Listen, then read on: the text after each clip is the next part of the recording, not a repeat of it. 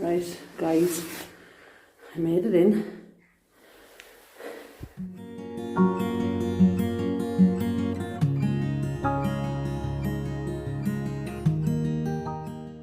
Hi guys, so we're actually back again.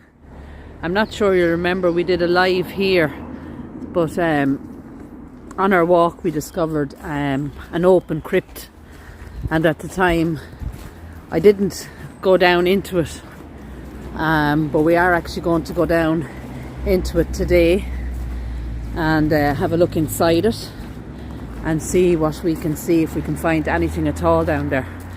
But I think I started my live around here the last time, so obviously the church is abandoned. We have actually something really nice just in there. Let's see if I can get my camera in and zoom in a bit. I'm not even sure now where that has come out of. There is some sort of writing on it, but it's obviously the Lord Jesus Christ on the cross. And as I said, I'm not sure where that was. Could possibly be part of the church itself. But anyway, we're going to walk around this way and have a look at some headstones first. So it's completely different to when we were here first. They have come in and cut down a lot of the trees that were here, which is great, because those headstones that we couldn't read the last time, we will be able to read now. This looks like a newly placed headstone, and you can see some lovely detail there, and it's in loving memory of our dear daughter and sister Rebecca Heldstone, June 1979, aged just 7. Beloved husband and father Rudolph Heldstone, and I hope I've pronounced it right, and he died April 2020, aged 79. So you can see there, that is a brand new headstone. And we've another one here that looks new to me. It's in loving memory of Mary Barden, Burnchurch and Danesfort, who died the 28th of December 2003, aged 79, and her husband Patrick. He died June 1944, also interred in this cemetery, erected by their loving family. So this is the area they seem to be cleaning. But we have a beautiful cross here. That there is a mausoleum as well. It is completely blocked off, but we will take a closer look at it. This is gorgeous. Look at that.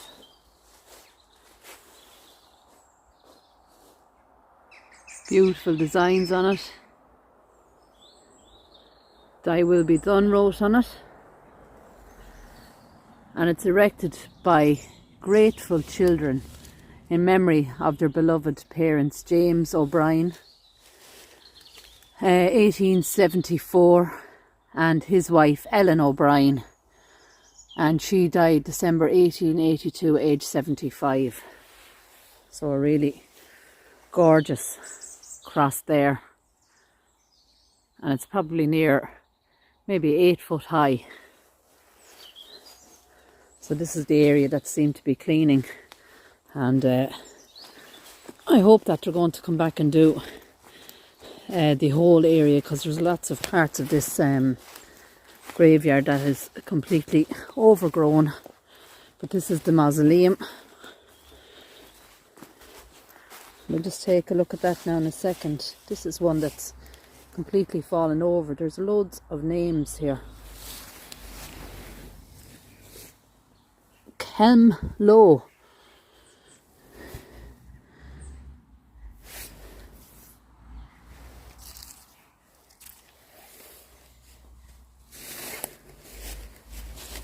In memory of Jane Kelmloe,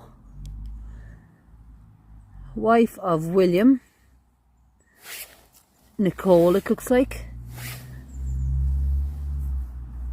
remains of Desart, who died 1888, aged just 30. Also, their family. Looks like Mary, who died March 1859, aged 21. Elizabeth, 1865, aged, it looks like that's 20 years. We've an 18-year-old here, Jane. Alexander here, 27. That looks like Helen, aged 27. William, the above named, 1893, I think, aged 82. And Robert he died in 1899, I think, aged 58. So a family all there, and I'm not sure where that headstone has actually come from, but sad to see it there. Now we've two beautiful crosses, and we'll come to those next, but I did read these out on the live, and you can see all the floods, and there's Cox there as well. So we've Robert Flood, we've John, we've Maria Cox, Francis Hanford Flood, Sarah Hanford Flood, William Hanford, and Colonel John Compton Hanford, CB Hussars, the 11th of August 1911, age 62. But you can see the dates. We've 1836, 1838, 1841, 1875, 1879, 1885, 1892, and that there are their ages. We've 58, 67, 59, 52, 28, 82, and age 62 there, and that was Colonel John Compton. So these must be all inside here in this mausoleum. I don't know what would have been up here. You can see they're kind of like that's a circle and two rectangular shapes, maybe a plaque of some sort. But when I go around, I'll show you the door that's now, as I said, completely bricked up. So this beautiful one here is for Richard Butler, eldest son of John and Mary Butler of Madden Hall. He died in 1887 and he was just 19. I'm not sure the camera will pick that up great. So just 19 years. And look at that, the design there, and the cross then at the top. Really beautiful. And as I said, this is the area that seemed to be the clearing. We have a tomb here underfoot as well, but it's just won't be able to read it. Another cross just here. Look at that. Now we do have some writing, I think, at the bottom. In loving memory of John Butler. And this is the same, the Maiden Hall. 1890 possibly, or yeah, I think it's 1890. And Mary, his wife, who died March 1887. There's writing there at the bottom. I think it's a verse, but can't read that one. So those two are just kind of at the side. So you can see that they have taken down a lot of those big trees. We weren't able to get around here the last time. This is the back of the mausoleum.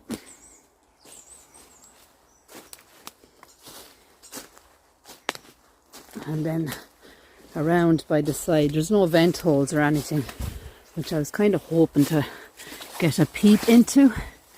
And there would have been the original door, but as you can see, it's bricked up and cemented over. So we'll try and get back out. I'm going to try and not cut this video too much. And there's the ruins of the abandoned church We've a huge memorial here, and we'll have to read that one. Now, from what I can remember, the ground here was really, really bad the last time. Very, very uneven. The ground kind of sinks down. We've Richard Kennahan, 1936, aged 64. Also Jane News. Seven houses it looks like. Died November 1956. James died February 1978. And Edward 1980. So it's a huge monument. I'm just afraid of where I walk here because the ground is, it's like it's sunken down, and we have headstones here, but unfortunately we won't be able to read those. They're really, really badly covered in between ivy and the lichen. We've a cross here. You can see the moss there at the bottom, but I'm trying to get around to that big monument to see if we can see what is on the other side, if anything at all. Wow, look at that. So quite a big, must have been chains or something there. We've a load of writing actually on this one. I'll try and get a little bit closer. This is quite uneven here. Erected by Patrick Kinahan, I think it is. Now we've loads of letters here. So Tom, KGCLHF. Tom is great for looking up those. Of Blenheim or Hyam House, County Waterford, in memory of his parents Richard Ballyroberts, who departed this life the 10th of February 1855, aged 70, and Anastasia Ballyroberts, March 1876, aged 84. His brother John, the 12th of November 1842, aged just 16. I'm not sure whether the torch is showing that up or it's kind of more, you see there, age 16. The torch is kind of highlighting it. Sister Catherine, who died August 1846, age 36. Brother Lawrence, who died June 1847, age just 18. Look at that, we've lovely detail there. Actually, it looks like, without the torch, that somebody has I don't know, you can see it's when I'm looking at it in the camera, it's almost highlighted looking, or like there's a glow off it. But when I'm looking at it without the camera, it doesn't look like that, so it's quite strange, and the torch seems to have highlighted it even more, which is very strange. And this side is the same, it's almost showing up blue on the camera. So I don't know what they have used. They have used something to try and clear it off anyway. Edward, 1890, age 58. Bridget O'Brien, December 1891, age 68. Ellen, 1892, age 62. Patrick Francis, August 1896, age 75. And Mary then at the bottom. The date is, I think it's 1911. But that is strange. That is showing up kind of like a blue on the camera. So quite interesting. So I think what we have read here is what's on the headstones here, and it looks like it was done kind of at some stage later to try and document all the names. Oops. So we've, oh look at these ones. These ones are totally covered in moss. So I don't think we'll be able to read them, but I'm just going to turn around. Have a look at that. And would you believe, guys, on the way up here it was really, really foggy and miserable, and just look at, the day has completely turned around for us here. Now we have some headstones in here. Anyone that was on the live might actually recognise this place now. And unfortunately, once again, we won't be able to read those. It's just too covered in ivy. Erected by Judith, anyway, to the memory of her husband, who died and then everything else is, it's gone with the ivy there, and we've 2 more in there, but the ground, I don't know what's underfoot there. It's probably, yeah, it's too dangerous to chance going in much further. So these 2 are the ones that are, look at that. Absolutely gorgeous, and they are completely leaning forward here.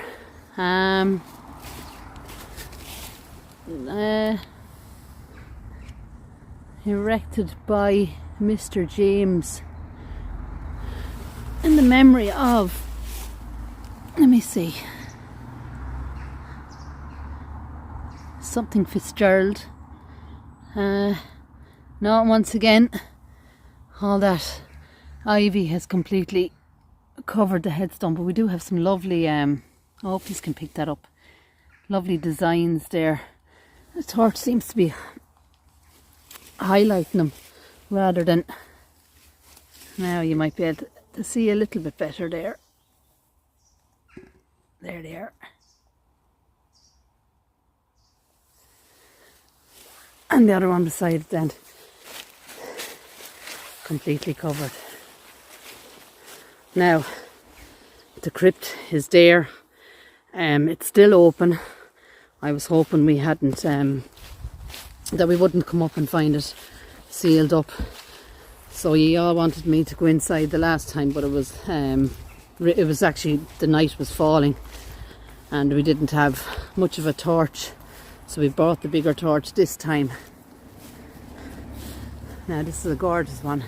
It's like an urn on top. Would you look at that? We have actual shamrocks there. So it's in the memory of William Howlison, late of Pigeon Park, who entered into rest June 1868, age 68, and his wife Jane. And she entered into rest in 1882, age 78, also their daughter Jane. And she entered into rest 1892, age 56. All formerly of, I might see that in it, it's very hard, Scotland. We've Scotland there. So all formerly of,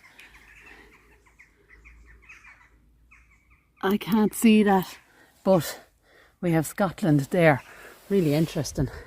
And as I said, we've those shamrocks all the way along, which is brilliant. And that urn, just look at that with the church behind it. Absolutely stunning. We have tree here. Now, this was strange the last time we were here, and it is still very, very strange. It doesn't look like they were standing, but it doesn't have any kind of writing on them. But it does have designs. You might see that there now. So if anybody knows what that design is, if you can see that, very hard to pick it up on the camera. Look at that. And it goes all the way down to the bottom, and then we've one beside it. So was this, were they lying flat always, or were they standing up? We have some sort of writing on this one, alright. And actually we have another one there, and one there as well. That almost looks like it's Latin writing. So kind of strange that they're there. And we have actually another one there, just here. So anyway, these ones are identical. Erected by James Riddle of Grange House in memory of his mother, Mrs. Agnes Ruddle, late of Doorpool, it looks like, Roxburghshire, Scotland. So we've more Scotland here, who departed this life 1873, age 77. Also her infant daughter Ellen Smith, who died the 14th of September 1869, aged just 9 months. So we have a little girl here. And also of their son, William John. I hope the camera is picking that up. December 1873, and he was just 7 weeks old. So another little baby. And also his beloved wife, Elizabeth Douglas, who passed to her rest the 31st of August 1897, aged 66. And then we have a verse here. He giveth his beloved sleep. Also of his brother Thomas then, 1898. He was 59 when he died. So it's full of lichen here. Look at that. Now I've just noticed, before we move on to the last two there, that is gorgeous as well. And that is really small. I've seen these before, but they're actually double the length in that. What was that?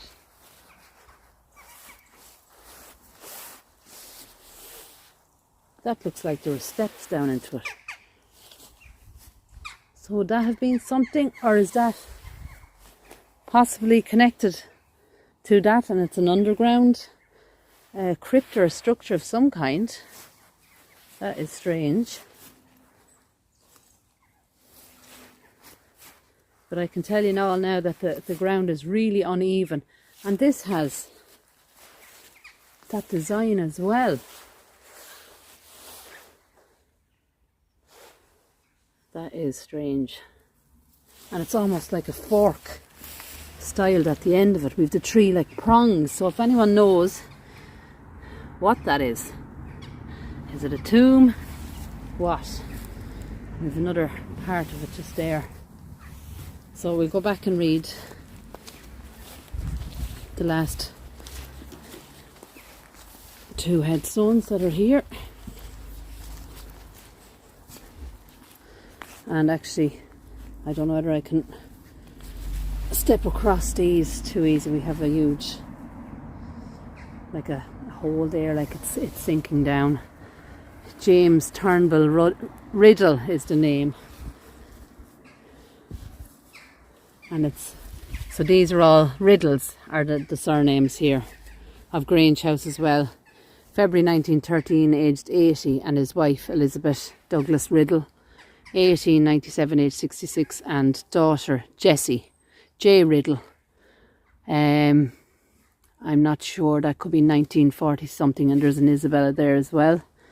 Mary Ann Sarah Riddle, 1966, at the bottom. So as I said, these are all the same. I can't step across there to that one, but it's in memory of Margaret Walsh, it looks like.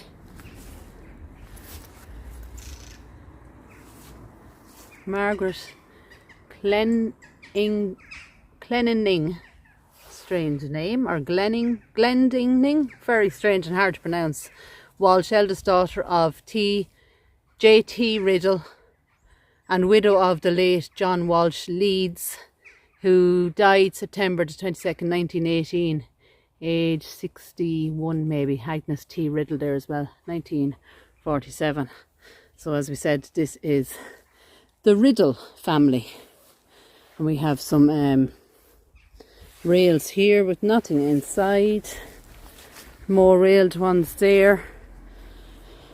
And we have a huge headstone there. Now this is the crypt we were talking about. And it's kind of like almost like a shape. I think we said it looked like an igloo. Shaped like an igloo. That must have been some sort of entrance or a window or something there. And you can see the way it's designed. And this is more of the crypt. And we have a headstone here on the ground. Wow, look at that. Skull and crossbones. And I can see 1727 there. And see if we can see a name. Grace, something Grace.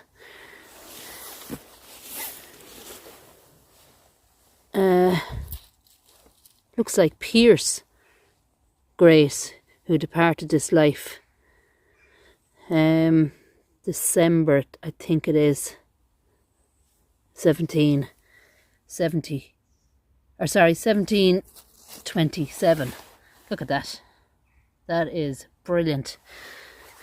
And it's strange that it's here. But as I said, you all wanted me to go in here. I'm going to take a look from the outside first. I can already hear an echo. And we'll just zoom in a little bit. So it is dark in there, alright. We've the two sections there. I don't know whether the coffins would have laid there, but this is where I'm going to stop the video for now until I get inside, and then I'll show you inside. Right, guys, I made it in. I don't see anything. I don't want to fall.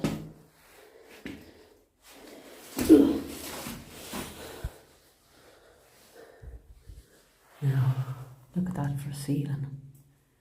And you can hear the echo. I hope the camera is alright. And we have the usual cans in here. But, so we're inside. Anyway.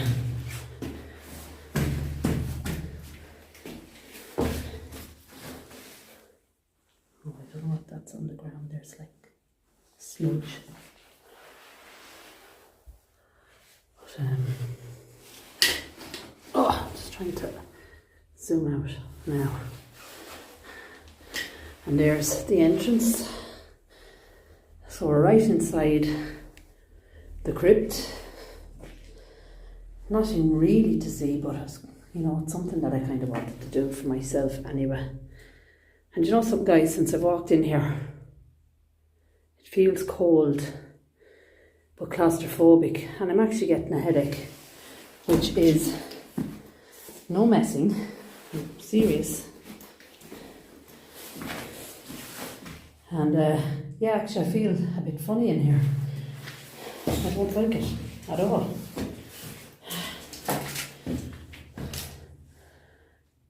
Yeah, I'm actually going to leave because I don't like the feeling I'm getting in here at all. Oh, kind of like a headache and fuzzy feeling around my head. And I'm not just saying that because I don't believe in all of that. Cold yet warm. I can't describe it, but I'm actually going to get out. I don't like it at all. Ugh. Now it might be easier to get out. Ugh, yes. Wow, that was a strange.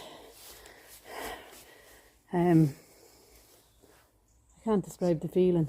It was weird, but I wanted to do it, and I've done it. And to all ye that, Hazel, I think you were one of them, who wanted me to go in. I've done it. I didn't like it. It's done, and we will move on, I think. But yeah. Very strange feeling I had in there. Strange setup. I can't describe it. But we will keep going. We have this beautiful one in here in rails. Really, really gorgeous. You can see there was a gate. Oh, it actually looks like it's marble. Really, really nice, but completely overgrown. Look what we found here. A ribbon, and it's the Irish colours. It's a bit strange, but we're kind of back around to where we started. But just look at that. That is beautiful. Really, really beautiful. The day has turned out to be absolutely stunning. And guys, I won't be going back in there anytime soon at all. We have visitors have come here now, so after all of that, I'm going on to our next one. Take care, guys, and we'll talk to you soon. God bless.